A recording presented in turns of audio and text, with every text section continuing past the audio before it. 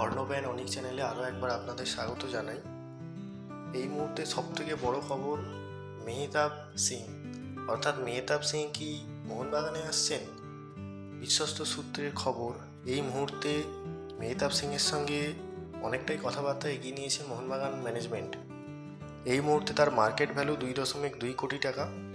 বর্তমানে তিনি মুম্বাই সিটি এফসির ফুটবলার। এখন মোহনবাগান ম্যানেজমেন্ট চাইছে যে সুভাশিস বোসের একটা ব্যাকআপ হিসাবে ভালো ডিফেন্ডার। তো এই মুহূর্তে জাতীয় দলের নির্ভরযোগ্য ফুটবলার মেহতাব সিংই হচ্ছে তাদের প্রথম চয়েস।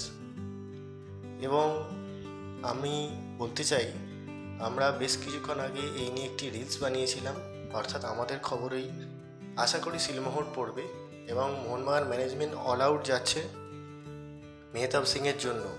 শোনা যাচ্ছে 5 বছরে তার সাথে চুক্তি করতে চাইছে, প্রায় 15 কোটি টাকার ডিল হতে পারে। যদি ভিডিওটি ভালো লেগে থাকে অবশ্যই একটি লাইক এবং সাবস্ক্রাইব করবেন। ধন্যবাদ।